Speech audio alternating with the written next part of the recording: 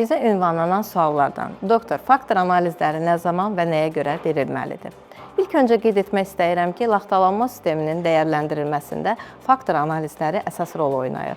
Qanaxma, eyni zamanda tromboz hallarının öncədən qarşısının alınmasında bu faktor analizlərin yoxlanması məqsədə uyğundur. Faktorlar qaraciyərdə sintez olunan zülallardır. Bu səbəbdən qaraciyərdə xəstəlikləri istər anadan gəlmə, istərsə qazanılmış xəstəliklərin fonunda faktorlara vaxtında müraciət edərək qanaxma, eyni zamanda tromboz kimi xəstəliyin hallarının qarşısını almaq mümkündür.